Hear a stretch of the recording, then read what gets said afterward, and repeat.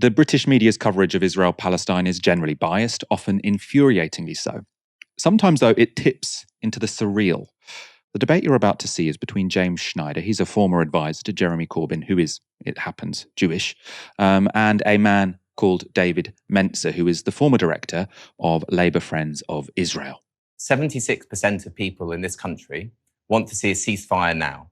And that's because that's the common sense position, because most people know that you don't respond to the unjustifiable killing of one group of children by killing a whole load more children. It doesn't make any sense. So what we should be doing, what we need from our politicians, which we don't have because they're in lockstep in support of the Israeli bombing campaign at the moment, is to call for a ceasefire, because Britain not only provides diplomatic support for Israel, but we also help arm Israel. So we are complicit in the crimes which are taking place, and therefore we have an outsized role in the ability to try to bring about peace. The tricky position right here is sitting in your studio, and his name is James. James is, of course, a pound shop academic who underwrote, who sustained, who was the right-hand man of Jeremy Corbyn. Jeremy Corbyn, who certainly failed in his role as being leader of the Labour Party, giving the Labour Party its worst possible election result since the 1930s. But of course, he also pushed me and my family out of the Labour Party, where I was a member for the last 20 years or so. And he pushed me and my family over to live in Israel. That's what anti-Semitism does in the UK. And James endorsed it. James, of course, is not the most trustworthy of people, because he was, of course, before being vaguely associated with the Labour Party, leading Momentum. But of course, before that, he was president of the Lib Dem Society. And of course, he's been writing for the Conservative Home newspaper. So James is a tin pot student politician that really should stay in the student union. This is about big boy politics here. Okay, well, this is about real lives. All right, David. I hear you. There's a lot in there. We learned a lot about James's CV as well here. Didn't know about the Conservative Home bit. But well, it's not true. The pound shop academic stuff. I mean, you're not really the man to be talking about this. Is David's point. Well, I think he's still going. I mean, most of what he said is factually inaccurate, but I'm not really going to. This isn't about me. No, it's a serious topic, so in a way we shouldn't laugh. But that line, "I think he's still going," did get me, I have to say. And I do think, again, I couldn't but find it somewhat entertaining to see that man completely lose it in such a bizarre way. But the serious point, James Schneider says it's never a good response to innocent children being killed to kill more innocent children, right? That shouldn't be a controversial thing to say. And then the guy in response just reads out a list of, it seems like a bunch of them weren't even true about James Schneider, just incredibly rude stuff. Doesn't engage with the point at all, right? Not one bit. I also thought it was odd, you've got this B-roll of Jeremy Corbyn sort of doing little dances and playing football, and the guy is saying, this is the reason why I had to move to Israel, because Jeremy Corbyn was so anti-Semitic. Like, this guy is living in a strange world, where he thinks that's an appropriate way to behave on television. And when he thought Jeremy Corbyn was so scary that he moved to Israel, right? I mean, he was director of Labour Friends of Israel, so presumably he already had some warmth towards the country. Let's see what happened next. I'm not here to talk about myself. If we want to have But do you represent a view, the Momentum view, the Corbyn view? I think that's overarching. The position that I represent is what 76% of people in the UK, according to YouGov Pollsport, we want a ceasefire now. That is the common sense position. It, in my view, is the only morally plausible position. And we have a role. Everybody in this country actually has a role in helping bring about peace, because our government is a major supporter of Israel, and we can pressure our politicians, and if they change course, that can have a material effect in the field. That can help save lives. So I'm not here talking for anybody. I'm just saying that this is the case. The reason why the overwhelming majority of people want a ceasefire is because it is the common sense, right thing to do, and our political class is not offering it to us at all. Neither the Conservative Party nor Keir Starmer's Labour. Okay. Thank you to David. Do you want to get a final word in, David?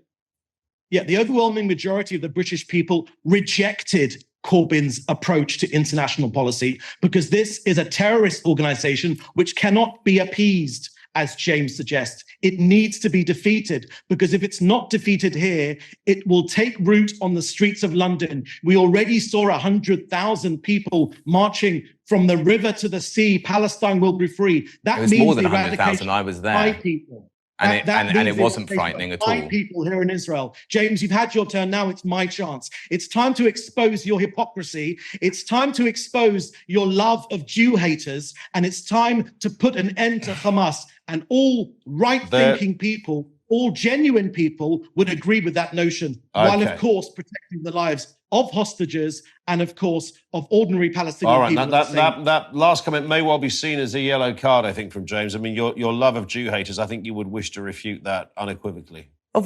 It's absurd. I mean, I'm not getting into his ridiculous ad hominem stuff, which is offensive, false, idiotic. And most importantly, we are talking about a conflict where people are dying. I don't care if this bloke doesn't like me. I don't care if I like him. You support evil Hamas. I do not. And right-thinking people. Okay, I obviously don't support evil Hamas.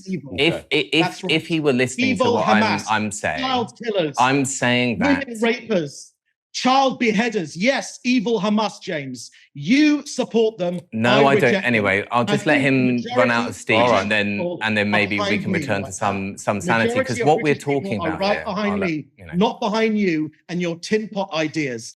Not necessarily the most important thing to say there, but if you saw the ticker there said red rage, which I think was supposed to apply to sort of the members of the Labour Party who were annoyed at Keir Starmer for not calling for a ceasefire, and then you got this man who was just incredibly aggressive. Every word he spoke, getting redder and redder and redder. I'm not exactly sure that that's what the producers meant when they sort of had red rage as their subtitle for their section. I don't think that guy did himself any favors with that performance, but he's not just some randomer, right? He was the director of Labour Friends of Israel, and that's not a fringe organization. So 4 members of the shadow cabinet currently serve as its vice chairs. They are Peter Kyle, Pat McFadden, Jonathan Reynolds and Rachel Reeves. And Keir Starmer himself is listed as one of their parliamentary supporters. So he was a director of a very significant organisation within the Labour Party. He's talking about the big boys are back. The big boys are back in charge of Labour. Is that how the big boys should be talking about a very dire moment in international politics?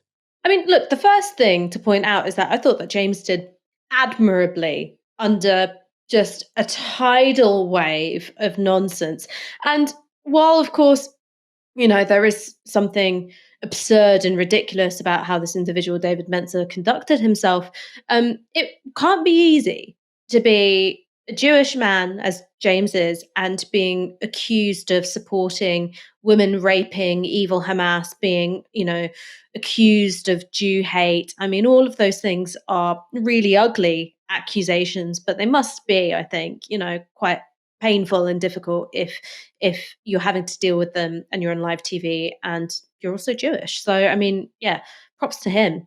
I mean, in terms of David Menzer, I kind of can't decide whether to feel sorry for him or simply laugh at him. And I think I sort of sit in the middle. And the reason why I say I feel a bit sorry for him is because this man is clearly both a victim and a perpetrator of a media campaign of paranoia, lies, and hysteria. Because if you've genuinely moved to Israel because of Jeremy Corbyn, that is absurd.